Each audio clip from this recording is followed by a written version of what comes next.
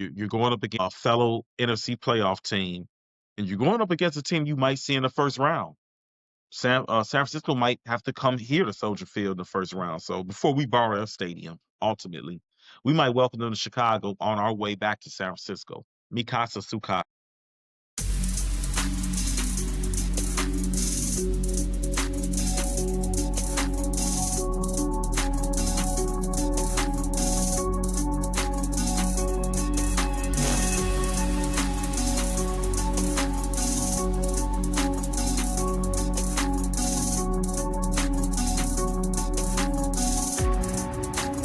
It's Christmas season. Happy Kwanzaa, Umoja Day. Everybody's in a good feeling. Everybody getting gifts.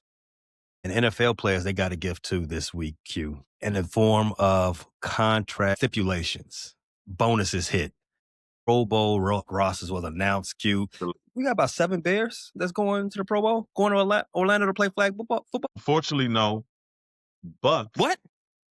No. But I have a consolation prize for you. Because the week before, you're going to have 53 Bears heading to California to play real football. Sneak preview. Spoiler alert. Spoiler alert. You're going to Santa Clara, huh? Santa Clara. So this weekend, they're testing the scenes. They're seeing what hotel they like best. Spoiler alert, right? Yeah. But seeing what Airbnb you like, checking it out to come back in February. Get your favorite food. That's a smart move. Yeah. I don't know if you remember, Q. It was the 2010 NBA season. Boston Celtics were a little bit struggling that year. They had played I think the Lakers on like Christmas or something like that, and they got their ass beat. Doc Rivers was the coach. Glenn Rivers, if you really know him from out west. Shout out to Glenn. He put like a few $100s in the seal, and he said, "Hey, we coming back to get this money." And they went on the road. They went on they handled their business. They ended up back in the finals, and they got that money. So you saying the Bears finna do the same thing? Same thing. So we ain't got 10 Pro Bowlers. How many Pro Bowlers we got? We got 3. Disrespectful. An 11-win team with 3 Pro Bowlers, while the 8-win Lions have 5. The 7-win Cowboys have 5. 7-win Ravens have 6. What? The only thing they got right is the Packers only have 1, and he got a bad knee, so he won't go. So no Packer Pro Bowlers. That's fair. God is good. God is good. Hold on. So, which Bears are going in Orlando? We're gonna send Drew Dahlman, Joe Tooney, and Kevin Byard. Deserved. All deserved. However, there's a couple guys that probably had good Pro Bowl resumes and didn't go. I like to say my guy Darnell Wright. They sent Penei Sewell and Tristan Wirfs. Tristan Wirfs has missed some time this year, as is Darnell Wright, but Wirfs has missed more. Penei Sewell has had another good year, but at the end of the day, Darnell Wright has played the best right tackle in the NFC.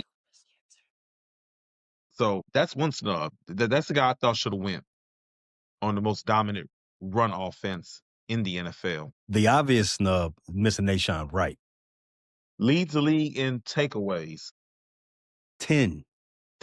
Oh, wait. Not only does he lead the league in takeaways with 10, that is a crazy number to not be first name out there for a Pro Bowler. But he's having a career year. How do you have a career season and not be a Pro Bowler? Not saying that he can't get in later on down the line with an injury. Shouldn't have to get in. Shouldn't have to get in via injury. You sent 2 Eagles to the Pro Bowl, and I thought Quinyon Mitchell and Cooper DeJean have had good years. I got a little problem with them getting in over Nahshon.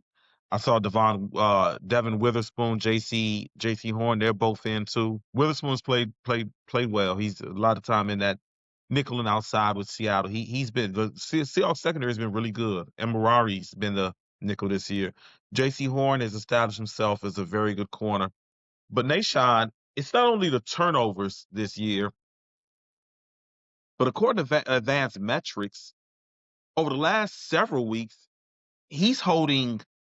I think he's holding his quarterbacks they only have a 69 or 60 quarterback rating when throwing his way. He's also playing good corner. He's not. I know we've seen him get beat by T. Higgins and AJ Brown, and to be fair, on a couple of them plays where he got torched, he was right there. It was good defense, better offense. Nashon has not only been taking the ball away over the last 7-8 weeks. He's actually been a good cover guy too. You see teams aren't really testing him. When's the last time you seen somebody really throwing in his direction? They've been throwing more in Jalen's direction, which is crazy. You got Jalen / Tyreek on one side of the field, because Jalen's on the pitch count and Tyreek just comes in and spells him when he can. Which pseudo means Nashon is if you're a football casual, you look at it this way, but it kind of means that Nashon is the cornerback one, as you just put it. No one's really tested Nashon right there. You're damn right. It wasn't too many plays in Nashon's area against the Packers this last week. You just look at the most recent game. It wasn't too many plays over there by Nashon. You had C.J. Gardner you had him throw at C.J. Gardner. You had him throw at Jalen. You had him throw at Tyreek. You didn't see too many Nashon out there. No. Beginning of the season, teams was going at Nashon. Trying them. I agree. This last month of football from Nashon has been stellar. Bear fans hold a little bit of responsibility for not pushing Nashon into Orlando. As the third or the fourth, we're the third largest market in the United States. And after the Giants, Jets, Rams, Chargers, but nobody really pays attention to the Rams and Chargers in LA. They're too busy eating terrible food and trying to become actors in Hollywood and Los Angeles. The fans do bear some type of, no pun intended, responsibility. But even with all the fan voting, you can't really push a guy into the Pro Bowl like you can in the NBA. Fan voting only accounts for 1/3 of the final tally. I don't know if Bears fans really ran to the Pro Bowl ballots to stuff their guy's name in a ballot. We ain't MAGA. We don't really cheat and storm the capitals and alter election votes. I think Bears fans are really just enjoying the ride, and I think Bears fans feel like there's bigger goals to be achieved. But I think the Pro Bowl voting is kind of I don't know if it's really not made a big deal. How often do you hear about fans taking advantage of the voting process for the NFL? You hear about it more in the NBA. Did you vote? I did not vote this year. I actually did not. Yes, I can't complain. Yes, I did. I'm gonna be truthful. I did not vote this year. Did you vote? I never vote in these things. Yeah. I'm gonna blame other people. I'm not blaming myself. Fuck all that. I'm not doing that. Who else do you feel was Pro Bowl worthy from the Bears? So in our private conversations, I thought that we were going to have at least 5-6 players be Pro Bowlers, right? I agree. Maybe, yeah. And I felt like maybe not outright 5 or 6, but there was going to be some injury replacements, and we would end up having 6 guys on this team being Pro Bowlers. I thought that was fair for a team. We got a couple alternates. I did not see the alternates though. Yeah, it's too early for alternates. I felt like Jonah Jackson. That's a good was one. Having a stellar season. I felt like his season is not even Pro Bowl, not playing at a Pro Bowl level. I feel like he's playing at an All-Pro level. Jonah Jackson has quietly been overlooked in the grand scheme of things. We've seen the offensive line really improve, but Jonah's just quietly going about his business, just doing his job, pass protecting and run blocking. And running on that right side has just been abundant and bountiful for the Bears. Easy money on that right side. Him and Darnell Jackson been cleaning fools up over there. But him and Nashon Wright, I felt were locks. We talked about DeAndre Swift again in our private conversations within the FCF group chat. I felt DeAndre Swift was having a Pro Bowl season too. Maybe not outright, but he'll probably get there as an injury alternate. But you you told me that, running backs is kind of a deep position this year. It is. And some guys don't get it on name. Yeah. You like name recognition might push DeAndre out. But that doesn't mean he's not having a Pro Bowl season. Yeah. With a healthy C-Mac, a healthy Bijan, and a healthy Jahmyr Gibbs, all more recognizable faces, and all having good years in their right. Although Jahmyr Gibbs, last couple games, oof. If you have him in fantasy, you know what I'm talking about. He ain't propelled you in the playoffs like he has in the regular season. And DeAndre Swift, like as you said, he's having a Pro Bowl year. He's running the ball almost as good as anybody in the NFC. I mean, he's averaging 5 a pop. He's up there with the Bijans and Jahmyr in terms of just explosive plays and just gashing defenses. And he doesn't have as many touches as either one of them. Yeah, I definitely agree with you. He's definitely put together a Pro Bowl campaign. I don't think Christian McCaffrey has been good on the ground, not efficient at all. He's averaging like 3.6, 3.7 yards a carry, but he's getting the volume. He's getting in the end zone, and he's getting a lot of targets in the pass game. So I felt like Swift had a tall mountain to climb. Although we've seen before that players have gotten the nod when they have a really good team. And I don't know how you have an 11-win team and you don't have more than 3 Pro Bowlers. This is from Courtney Cronin, one of the Bears beat writers. The Bears received the most fan votes of any team, which accounts for 1/3 of the overall vote in determining who makes the Pro Bowl roster. Chicago had 5 offensive players: Caleb Williams, DeAndre Swift, Tooney, Dahlman, and Darnell Wright. 4 on defense: Nashawn, Tremaine Edmonds, Byard, and Jaquan Brisker. And 2 special teamers, Josh Blackwell and Devin Duvernay, who, 2 other guys we did talk about making a Pro Bowl. All those guys were top vote getters by the fans at their respective positions. So it's not the fans that didn't do their job. It's the coaches and the players. They was hating. So the fans did do their part for Chicago. Right. So it was either the front office or the peers that didn't get the man. I'm gonna just call it like this. They was salty. It was probably getting beat by the Bears. They ain't like it. Makes sense. Bunch of Packers fans. Let's talk about this game coming up. So the Bears are going to Santa Clara to test, to scope the scene, see where they want to be when they come back in February. This week, though, they're playing the 49ers in a game that is very important for the number 1 seed in the NFC playoffs. Q, do you know what happens if the Bears win this game as it relates to that number 1 seed? The Seahawks are the current number 1 seed, right? And they're 12-3, right? Oh, the Bears would clinch the number 2 seed with the win and the NFC North. And they would need a Seattle loss to San Francisco in the final game of the season to be the number 1 overall seed, correct? That's right. The opportunity is there, but for both teams, the 49ers and the Bears. But they have to win out, and they need the Seattle Seahawks to stumble. You know who the Seahawks play this weekend? The Seahawks have the Panthers, who have been upset city. Panthers already beat the Rams. Yeah, they already beat the Rams this season. And the Packers. Mm-hmm. So, sidebar. If the Panthers make the playoffs, and right now if the playoffs started today, they would make the playoffs. If they do make the playoffs, who won the trade? The Bears or the Panthers? I think it's hands down. Even if the Panthers go to the playoffs, the Bears won a trade. I was going to put a silver lining in there for the Panthers, but the Bears left this trade with Caleb Williams, who's ascending to looking like a superstar. All he needs is the consistency in the first half, but he's looking like he's ascending to a superstar as we speak. It's not like next year he could be a superstar.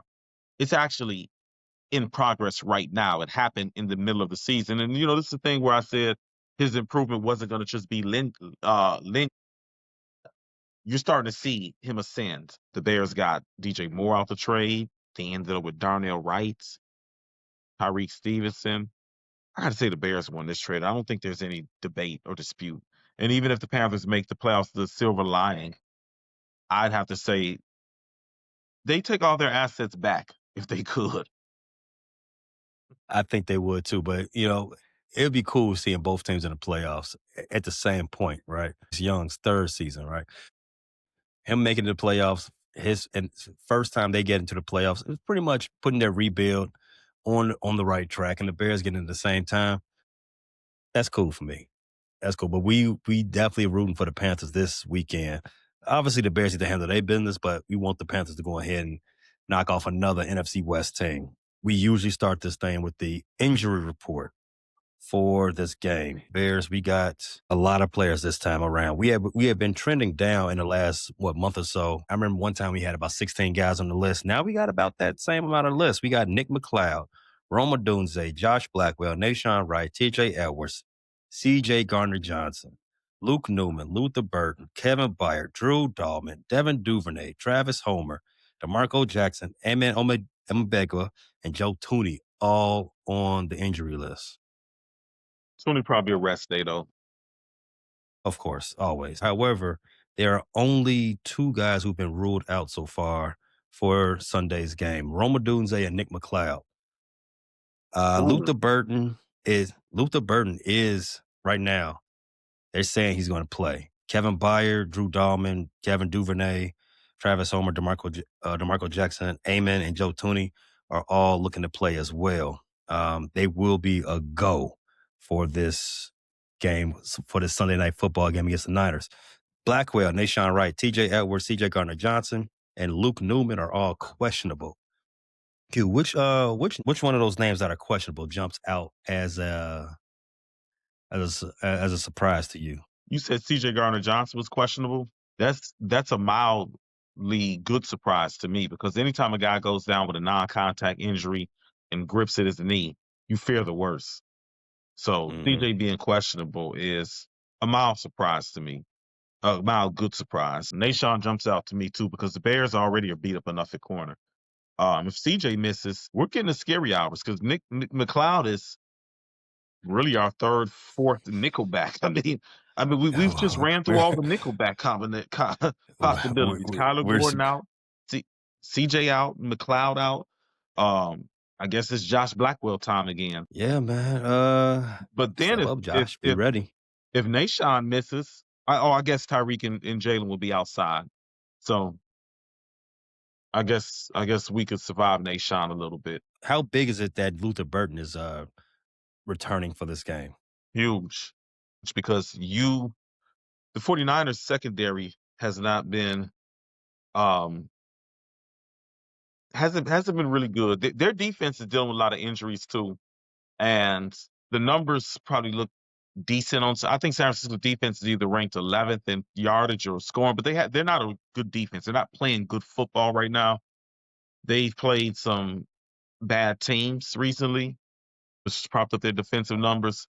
Luther Burden being healthy puts a lot of pressure on that 49ers secondary. Gives Caleb another vertical threat. That's huge. In a huge game, we need that type of weapon.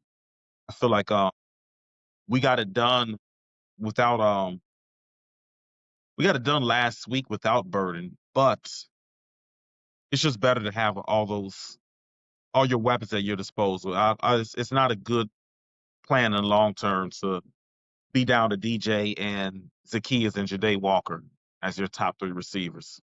Nothing against those latter two, but one is an undrafted free agent. One is a guy who's pretty much essentially a one-year rental. 49ers have 9 players on their injury report. George Kittle, Renardo Green, Tatum Bethune, CMC, Ricky Pearsall, Curtis Rourke, Trent Williams, to name just the notable names that's on the report. Now, I do want to say CMC, Christian McCaffrey, for those uninitiated, and Trent Williams, they were on the report for rest, same as you always see with Joe Tooney. Yeah, they're going to play, even though they didn't practice on Wednesday, and they did. The 49ers actually had practice on Christmas. That's why they need to lose right now. Anyway, but the name that steps out to me, other than those two guys that missed for rest, George Kittle. He did not practice at all so far this week, and he is right now a game time decision. Q, same question I asked about the Bears. How big is it if George Kittle does not play in this game? Big. George Kittle is absolutely. He's turned back the clock a little this year. I didn't expect to see Kittle playing this well. He's 32, 33. I didn't expect to see him put together this type of season. And he's been targeted a lot in the passing game. And he's looked good after the catch too. He's looked fast, he's looked spry. This looks like peak George Kittle. He's been a real matchup problem for defenses. He's been in there blocking. He's been a real problem running those seam routes, getting vertical, coming up with big third down catches. And he's missed a little time, but man, since he's come back, he's been on fire. And the Purdy Kittle connection has been money. I got beat by a Purdy Kittle connection by a terrible fantasy manager, Drew, somehow in the championship game in your league. But yeah, Kittle's been tough since he's come back. So it would definitely be a big sign of relief if Kittle isn't able to suit up Sunday night for the Bears defense. What hurts more, stepping on one of your kids' Legos in the middle of the night or losing to a fantasy manager that is terrible? Man, that's tough. My kids are teens now, so if I step on a Lego, I'm whooping when they asses. Why you slow asses still playing with Legos?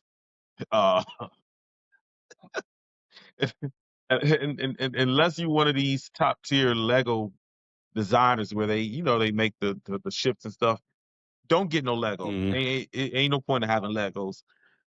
Losing to a fantasy manager, a bad fantasy manager who doesn't deserve it, that hurts worse because the Lego thing is a temporary thing. It hurts at the time.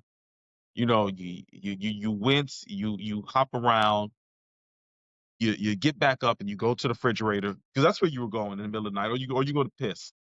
You feel better once you piss or find those leftovers in the refrigerator. There's nothing that feels good later, not the next year or the year after that, when you lose to that fantasy manager, especially in a cash league. First of all, I don't know why you would play in any league that doesn't have cash at this point. We're too old to be sitting around here bothering lineups and there's no money to be made. Like, that's just immature. I ain't got time. Hey, don't send me no invites to no free league. I swear to God, I'm gonna cuss you out if you invite me to a free league. Because why? Why am I wasting my time? Bro, if you send me an invite talking about, we just playing for bragging rights, man, what I'm gonna do with bragging rights? I already know I'm better than all y'all. I snub my nose. I don't need to prove it. I turn my nose up if the buy-in is $50 because that means we're only having a $600 pot if it's a 12-man league. I'm not checking the lineup every week for a $50 buy. What is your minimum buy-in these days for a fantasy team? Minimum? The least I would do, let's see. So I'm in a championship in one league where the buy-in was 100.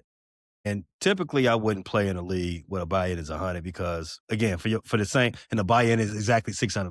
And the pot is exactly 600 for the champion, to which you hit it right on the head. We had this conversation over the weekend because the guy that I'm playing in the championship, he wanted to split the pot, which is I am staunchly against. He's not confident. Staunchly against because that guy's not confident.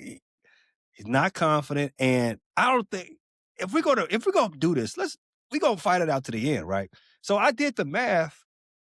If you combine the 600, which is grand prize, and the second place award, you split that up, it's $450. I'm like, so I'm only gaining $150 if I lose to you, I gain $150 if I just split, right? I'm like, I really just play it out. But in any case, $100. I only took this lead because bro came to me like, hey man, I got an open spot. We kind of getting close to the draft. Can you fill that for me? All right, I'll do you that favor. But 100, I typically wouldn't do that. I would not do 100. I'm trying to stay around the 150 range. Something that's going to get those competitive juices going. A nice post-Christmas bonus. And right. after Christmas shopping, we all need that little bonus from, I'm in 2 championship finals. I need that. And I'm in a third place game. I need all that. I need all that. I got an expensive daughter. I need that money. A college age daughter, right? I need that money, but right. She ain't stopped being expensive yet. How old is she now? 22. 22? That baby almost 30 and she's 22. Still tapping your pockets? Man, she be running my every time I tell her, like, oh, look, man, you too young. You got this now. You too old. You got this now. Keeps like, nah, you my dad. You got it. So now you're financially obligated for life? At what point For life. at what point do the kids take care of the parents? Can't wait for that. Yeah. Don't hurry put me in an old folks house, but I can't wait for you to like, you know what, Dad, I got it. Them days, I can't wait for those. Buy me lunch. Need a return on this investment Instead of soon. man, yesterday, man. All right, so let's go on to this preview. So the Bears are playing the 11-4 Bears are playing the 11-4 San Francisco 49ers on Sunday Night Football in Santa Clara. I guess that's a little bit of a suburb of San Francisco. I don't know, but that's where they moved Levi Stadium, Santa Clara. The line right now is 49ers by 3, total 52.5. Q, do you remember the last time these two teams played each other? That was last season. Yeah, I remember. Do you remember? What do you remember from that game? I remember the Bears just looking totally hopeless. I think they got down 21-0 or 21-7. I remember there was a few nice Caleb throws in the second half, but it was just a hard game to watch and pay attention because the Bears they refused to stop San Francisco and there was no C-Mac. There was no Christian McCaffrey. I think even the 49ers backup running back, Jordan Mason, was injured for this one. So I think Isaac Garendo ran all over us. And then I also remember doing it wasn't really Garendo. It was Brock Purdy. Brock Purdy and George Kittle. They lit the Bears ass on fire last year. I think Brock Purdy started was 17-17, if my memory serves correct, in the first half. And George Kittle, I remember doing the review of this episode. We'll talk about that in a second. I remember doing a review of that game. Classic review. And I was saying, classic review. I remember saying, these are the most recent games of George Kittle. He had like 3 catches for like 16 yards. And, that was how he was coming into the game. Mm-hmm. And then he gave the Bears 150 across the forehead. The Bears was in the middle of a 10-game losing streak. It was just another week of just tragic Bears football, and it was getting daunting. But the best thing about that game was the review, Q, as you pointed out, because we got this. You're full of shit. Tiff was unhinged during that review. Do you remember what she was saying that to us about? Because we were objective in breaking down Caleb Williams' performance, and she wanted us to blame him completely for the debacle in San Francisco, as if he played defense or was in the defensive prep room.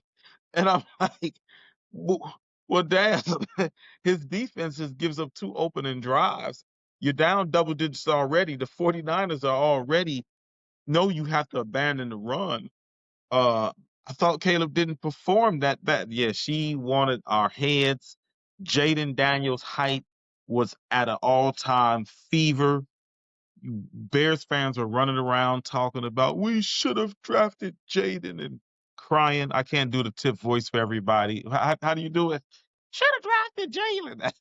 I'm trying to make her voice for everything. But yeah, that was a dark week in Bears history. Week. And the thing is, we've been breaking generational curses with Ben Johnson. We've had some nightmares in San Francisco.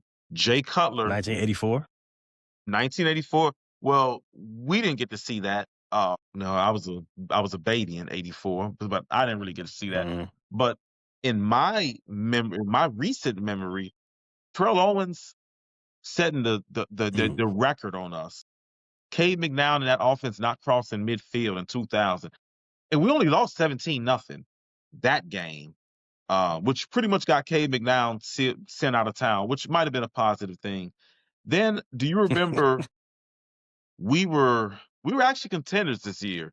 Jay Cutler got hurt, and Jason Campbell, who had been a starter with the Raiders and Redskins, previously, came in and was awful. And we just got railroaded. I think we were 6-2 or 7-2. fell to 7-3, fell to 10-6, and I thought that team was one of the best teams in the NFC that year. That's the team that set the record for takeaways. Only gave up like 250 points. I thought when healthy, that team could have made a lot of noise in the NFC playoffs. And then one of your favorite Jay Cutler moments, 5 interceptions Thursday night game, where he just absolutely refused to stop throwing interceptions. I think we lost 9-7 that game, and Cuddy threw 5 interceptions, and I think 3 of them were in the red zone, or 4, where he just absolutely. It was 3. It was 3 red zone interceptions, and it was 5. I remember. It was a 5, but it was 3 in the red zone. I've never seen anybody else throw 5 interceptions. He's done this twice. He's thrown 5 interceptions in a game twice in the Bears jersey. How do you get to usually number after 4 the fourth one you get pulled? How do you get to the 4th? I don't care who you are. If you're not seeing the field and you're having that bad of a game, this isn't a permanent benching. But damn, you got 4 interceptions. You need to come out the game. Oof. And I think Thursday.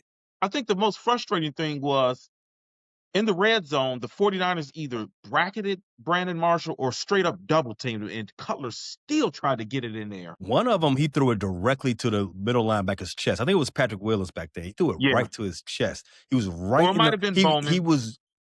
That was one of my favorite linebackers. It was Bowman. That was one of my favorite linebackers of all time. Buddy was spying Cutler. I don't know why, but he was sitting right there in the middle of the field, and Cutler threw it right directly to his chest. I've never thrown, since I stopped playing baseball, I haven't thrown anything that hard ever in my life. I threw the shit out of my remote when he did that. It broke into, I didn't know a remote could break into that many pieces. I was so pissed. I was like, at that point, like, yeah, we got to do it. This Cutler guy is garbage. We got to get this guy out of here. And I hated him forever since then. And now we see where the hate comes from. It was a 10-6 loss November 2009. I just looked it up. And he threw 5. We lost by 4, and he threw 5 picks. He threw 5. 3 in the red zone. We could have just kicked field goals. But you know what? Now that I think about it, knowing what we know now, maybe there was no fan duel, but Cutler had to have a bookie somewhere where he was paying off some type of debt. How do you throw 5 interceptions? I've seen guys throw lots of interceptions when they're in situations where they have to throw the ball. You know, you're down 2 scores, you're down 3 scores. Defense know you got to throw. The edge rushers are pinning their ears back. Corners are sitting on every route. But you're in a competitive game, or we thought it was competitive, and Cutler just, yeah. I'm certain he had money on the game because what we know now, he's a criminal. In any case, the 49ers have been a thorn in the side of a good Bears team for a long time, going all the way back to the 1984 season, in which that game in which the Bears played the Niners towards the end of the season, propelled the Niners to win the Super Bowl, and it kind of started the villain arc for the 85 Bears, because after that loss, the 85 Bears was born, in my opinion. Previewing this game, both teams come in at 11-4. As you all know, Caleb Williams leads the Bears with 3,400 yards, 23 TDs. DJ Moore, as I did say, someone's going to overtake Rome in a second. DJ Moore now leads the receiving room for the Bears. Yeah, 48 catches, 664 receiving yards, 6 touchdowns on the season. DeAndre Swift should be a Pro Bowler. 204 carries, 993 yards. He will become a 1,000-yard runner for the second time in his career come Sunday, and 7 TDs on the season. San Francisco 49ers, their 2025 leaders are as such. Mac Jones, 2,151 yards, passing 13 TDs. Christian McCaffrey leads them in both rushing and receiving. He has 92 catches for 849 yards, 7 TDs, and he has 1,039 rushing yards and 9 scores as well. All right, so we talked about the recent matches, not the recent match. We talked about some of the Bears' history against this team, and we talked about their leaders. Let's now get into the Bears' offense against the Niners' defense. And I think we both see this the same way. The Bears have the advantage here if in one aspect, rushing. The Niners' defense is not a very good rushing defense, Q. They're decent statistically. They allow about 103 yards per game, But recently, they've given up 5 yards per carry to running backs. The Bears average 5 yards per carry. And if you give them 5 yards per carry, ask the Eagles what's going to happen to They're them. going to keep running it down your throat. You give the Bears 5 yards, you might as well give them 5 more because they're coming back with another run.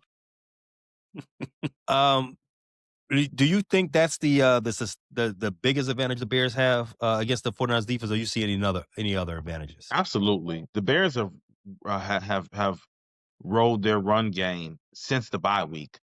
So I feel confident. You asked me a couple weeks ago against the Eagles. I feel confident with the Bears run offense against any run defense in the NFL at this moment, just because I've seen them win consistently. And they got 4 guys on that offensive line performing at a Pro Bowl level, even though Dahlman and Tooney the only 2 that got the nod. And I think that's a kind of a thing where the NFL's number game said, well, look, we're not going to send all 4.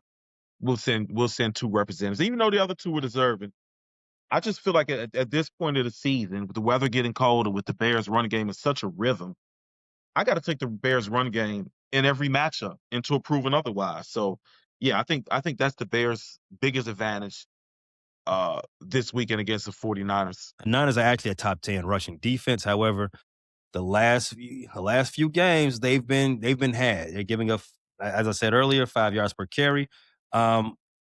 I do think that's one way the Bears can handle this game. Another way, I don't think their front seven is all that good in general. Not just stopping the run. I don't think they're in general in defending tight ends. I don't think they're good, and they're definitely not good in getting to the quarterback. They have 18 sacks on the season. And we thought the Bears. Yeah, we're in game. This is heading into game 15. I'm sorry, game 16. That's just a little over 1 sack per game. We think the Bears can't get to the quarterback. This team can't get to the quarterback. If the Bears struggle in pass rush, this team, they are the new floor for that. They only 18 sacks on the season.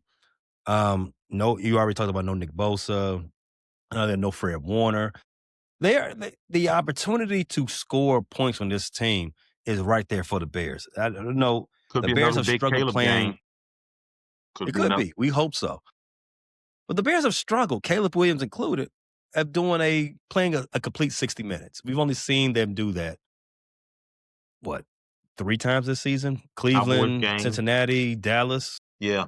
And you can't even say Cincinnati was a complete 60-minute game because they had so many breakdowns in the last 3 minutes because the game should have been a blowout. You gave up a quick touchdown and an onside kick. So really, I say the only complete 60-minute game the Bears played was Dallas and Cleveland. How would you attack this 49ers defense? If you were Ben Johnson, what kind of looks are you trying to give them? If I'm Ben Johnson, I'm gonna keep it on the ground. And that's not to say I don't believe in Caleb. So I do believe that he will be the ultimate determining factor in this game. But I keep it on the ground. I soften them up. Then I'm going over the top with Caleb. I'm doing it the same way they did in the second half against Green Bay. Consistent with the run game, then hit them with play action fake. Then go over the top. I think that's the game plan the Bears can use against the 49ers. You also got to be cognizant. The 49ers offense is playing really good football right now. And Kyle Shanahan is in his bag. If you look at what he's scheming up out there, the way he's getting receivers open with these mesh concepts, the way he's getting Christian McCaffrey in space, the zone blocking scheme, everything's working in San Francisco offensively. I want to keep it on the ground because I want to keep them on the sideline. Brock Purdy is cooking. This is some of the best football I've seen Brock Purdy ever play. Also, Brock Purdy will turn that ball over. So I want to keep them on the sideline. I want to keep that offense anxious. And I want them to get on the field after the Bears go on an 8-minute drive and march down and punch it in and feel like they got to answer quickly. I want to rush Brock Purdy, and I want him to do the things we've seen him do before, where he tries to fit the ball in places where it shouldn't be fit, where he takes risks he shouldn't take. Because the Bears are the leading team the leading defense in takeovers. So I feel like if you can get a lead and you can force him to be one-dimensional. I know Christian McCaffrey's having a great year. He is not going to kill you on the ground. We face better running backs on the ground than McCaffrey. We face better running offenses than the 49ers. So they're going to give you a steady dose of McCaffrey. Let him get his 3-4 yards. You can't let it doesn't look like Kittle's going to play, but you can't let Purdy get vertical and hit you with Jawan Jennings down the field. You can't let him get too much time in the pocket. So that's the game plan I want to see the Bears utilize against the 49ers. You said it right. The Bears, there's no reason why the Bears can't run on this team. The Bears have been running on everybody. This would be another team that the Bears can just stomp all over. And that works in favor of helping the defense out, where the defense has been very vulnerable and giving up a lot of yards in between the 220s, right? So that is off. In this case, offense is your best defense. And the way Ben Johnson likes to call his plays, the way he likes to use the run to set up the play action, the different multiple run looks, and then calling a pass play out of that same look later on in the game, he does that. In fact, you've seen that's how the Bears won the game against the Packers. They lined up in that 13? They lined up in 13, a heavy concept. Yeah. 6 or 7 times in that game? Yeah. And they ran out of it every time until that last time in which they play action through the ball. Boy, did Ben Johnson set the Packers up good for that. Mm-hmm. So sequencing is going to be very important in this game as well. We got to have success early downs from Kyle Monangai, from DeAndre Swift, who should be a Pro Bowler, in order for Caleb Williams, who should have clean pockets. The Niners do not get back there. They are historically bad at pressuring the quarterback, not just sacking the quarterback, but pressuring the quarterback. So the play action should be in play. Phillip Rivers, and you know who else? Yeah, if you let Phillip Rivers light you up, Ben Gay Rivers, come on now, Grandpa Rivers, come on. But in addition to that, Luther Burden is coming back for this game. He's been cleared to play.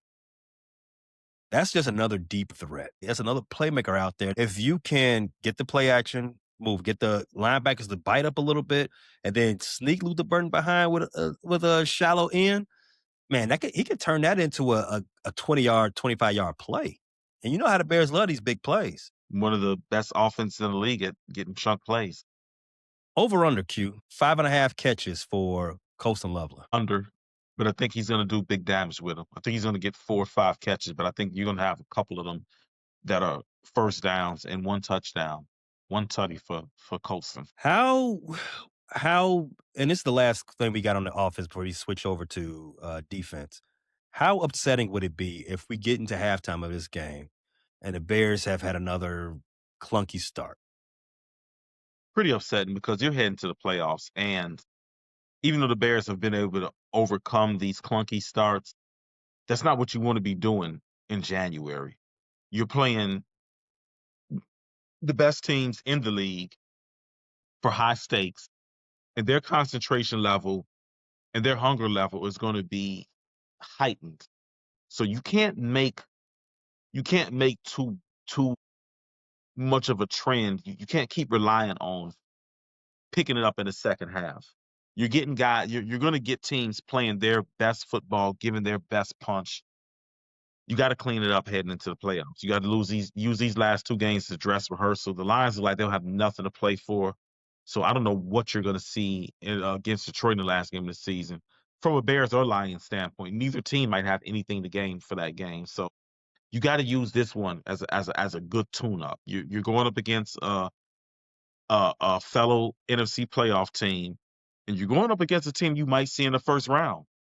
San Francisco might have to come here to Soldier Field in the first round. So before we borrow a stadium, ultimately, we might welcome them to Chicago on our way back to San Francisco.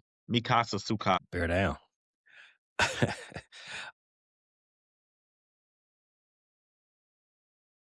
All right, let's switch sidelines. Let's go Bears defense against the 49ers offense.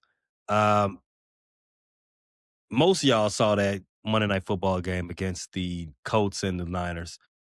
The Niners offense has got a lot of people shook out there, a lot of the national media. And, the national media like to hype up shit. Yeah, they definitely do.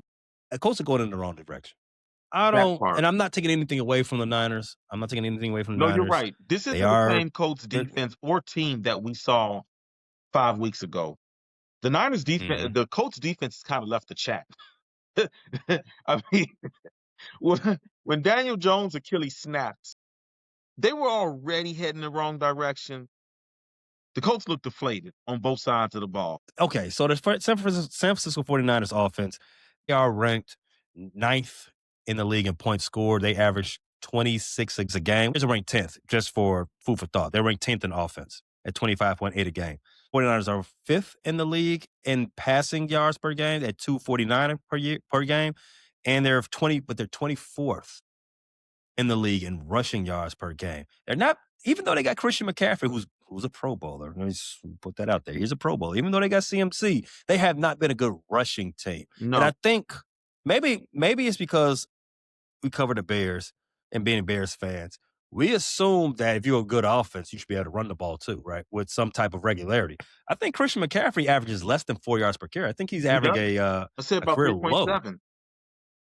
Yeah. I think he's having a career low in that way. The running game was inefficient at best. I'm not worried about Christian on the ground. So if you tell me if they're not that efficient of a running team, it takes them 3 tries to get 10 yards off of the run.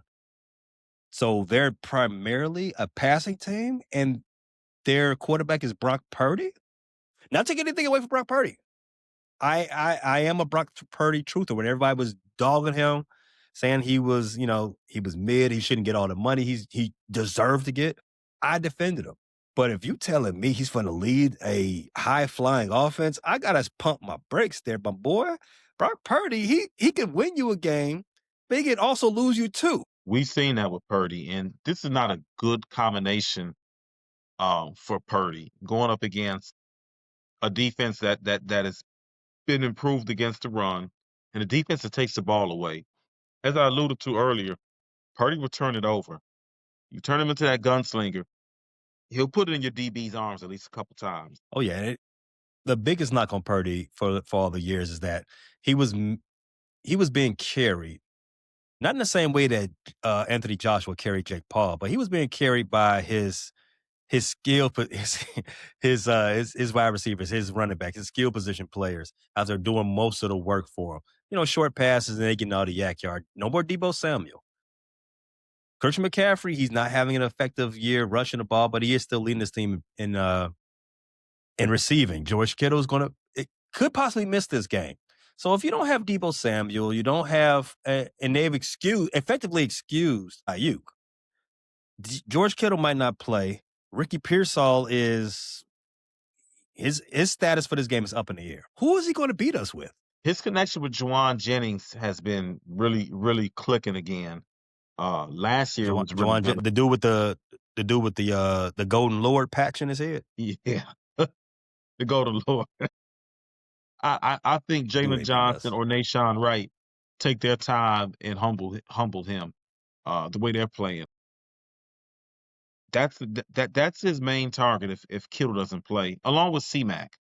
C-Mac as a wide receiver, that's really been his main target. The last 2 games, Brock Purdy has thrown 8 touchdowns. He had a quarterback rating over 125 each. He's playing good ball. I don't want to take anything from him, but coming into this game with the injury concerns that they have, and the Bears have a proclivity of taking the ball away, and the Brock Purdy that I know, not to say that he's a turnover magnet the way Jay Cutler was or Jameis Winston is. I don't want to do that much, but he can do it though. He can turn the ball over, and the Bears are bloodhounds when it comes to a 50-50 ball. The Bear, again, with the Bears defense, they've struggled. I mean, statistically, we've seen them. They between the 20s, they've struggled. Whether it's stopping the run or stopping the pass, they're giving up too many third down conversions, which have you. I'm not trying to say the Bears defense is something that it ain't. It ain't. The Bears are still ranked 29th in giving up big completions.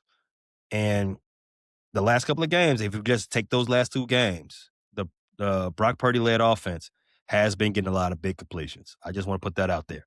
Now, let's go back to the run game for the Niners. We all know who he is. He may be a Hall of Famer. I still think he may not be. We shall see. Scale of 1 to 5, how dangerous is CMC in this matchup? He's still dangerous, particularly as a wide receiver.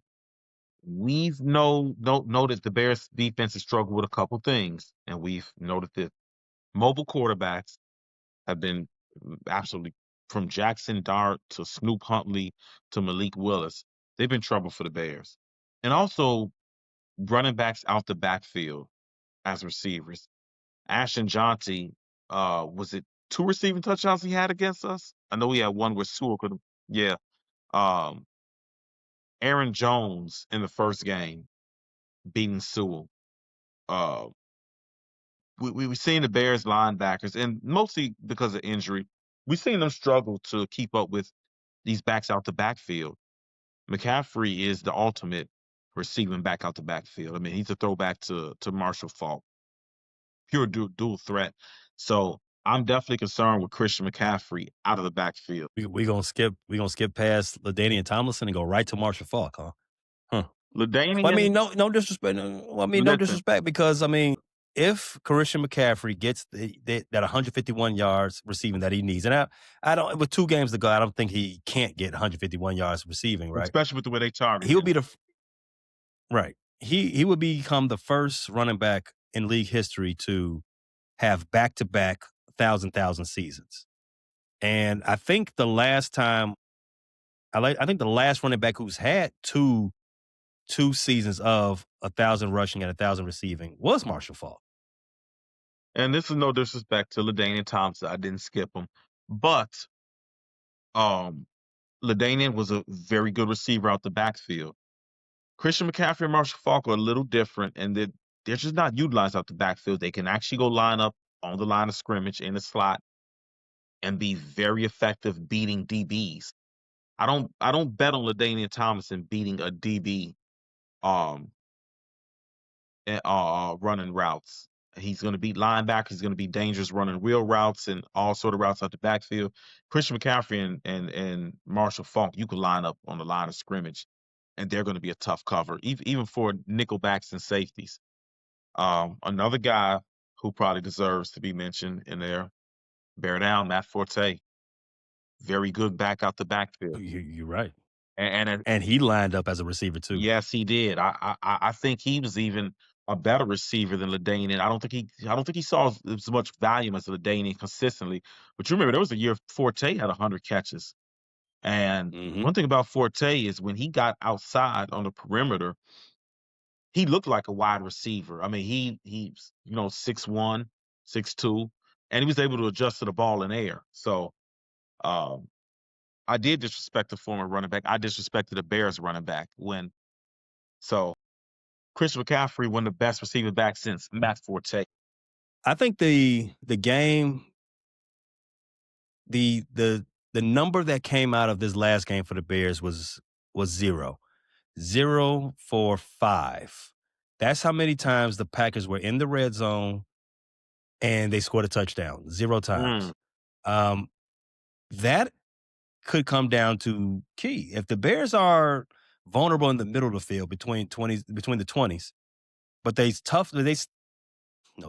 but they stiffen up in the red zone and bend don't break type of thing. Could that be one of the things that lead to another Bears win? Now, the San Francisco 49ers, their red zone percentage is 63%. That's 8th in the league. Do you think the Bears have the advantage in that perspective, given the fact that, let's say George Kittle doesn't play? Do you think the Bears have the advantage in the red zone? Yeah. I do caution that even if George Kittle doesn't play, Jake Tongs has been very good in the red zone. He's a big target. So I will say, yes, if Kittle doesn't play, that's a huge break for the Bears. Does it swing the advantage in the red zone towards the Bears? Once again, I'm gonna say yes. You know why? Because the Packers were coming into that game. I think they were operating as the best red zone offense in terms of converting the touchdowns. And like you said, 5 trips, 5 no's. So yeah, I'm gonna say the Bears. Jake Tongs has 4 touchdowns on the season. The Bears, for their defense, the Bears are ranked 9th in the league as far as red zone defense. So that is going to be a key matchup. I do think this game comes down to whose front 7 plays the best. And I think the key matchup is definitely going to be the red zone defense. They're a top 10 red zone offense. The Bears are a top 10 red zone defense. And if you saw how the Bears were able to stay in the game with the Packers by keeping them out of the end zone, that could be the same script that leads the Bears to the win this week. The winner of this game has a very good shot of being the number one team in the NFC come playoffs. The Bears definitely, if the Bears win this game, they lock up the NFC North. No matter what the Packers do, no matter what they do next week against the Lions. They win this game, they lock up the division. There's meat on the table for the hungry Bears, not just oatmeal. With that being said, I can't see how the Bears are not determined to go out there and handle their business. They like proving the doubters wrong. Again, another game at which the Bears are underdogs. How many games have we done in which the Bears are underdog? It's like, and I don't think a 3-point dog is disrespectful because the No, 49ers are especially the a home road team. dog. The 49ers. Right. Vegas is pretty much saying the teams are even. Right. And you give 2.5 points for the home team, even if they're both have the same record. I don't think this line is disrespectful, but the Bears are always counted as the underdog, whether it's a Vegas line or what the media is telling you. Most people are just telling you, yeah, the Bears ain't gonna handle this today. And how many times have the Bears smacked the team upside their head and said, no, you wrong. You wrong. I can't see how this isn't another week. Ben Johnson is great at a lot of things. He's great at formulating a great game plan. He's formulated and getting the guys ready, but he's also formulated keeping them even keel and keeping the main thing the main thing. And the main thing right now was to get this dub and to shore up a home game in the playoffs. We can worry about getting all of the games in the playoffs at home later, but win this game and we playing at the crib in January. A lot of people saying this game is going to be high scoring. That's based on what the 49ers have done recently, based on the fact that both teams average 25 points per game, based on both teams not having a very good defense. We've seen that before, though, right? We've thought games the Bears are going to play in are going to be high scoring. Yeah. And it didn't work out that way. I'm going to trend cautiously. I think the 49ers come back to earth a little bit. I think the Bears play their natural game. I think this game is a regular 20 to 27 Bears. I'm going to go Bears scoring 27, but I'm going to give the 49ers a different score. I think it's a close game. I think the Bears win this one 27-23. I'm not mad at that. Bear down. Bear down. You're full of shit. Thanks for listening to this latest episode from the Frustrated Chicago Sports Fan Channel. Don't matter if you listen to this on Apple Podcasts or Spotify or watch it on Twitch or YouTube. Make sure you like, subscribe, share with a friend, hit the notification bell so you never miss a drop. And to all the guys from Chicago, we say 3 things. Bear down, go Cubs go, and sell the team, Jerry.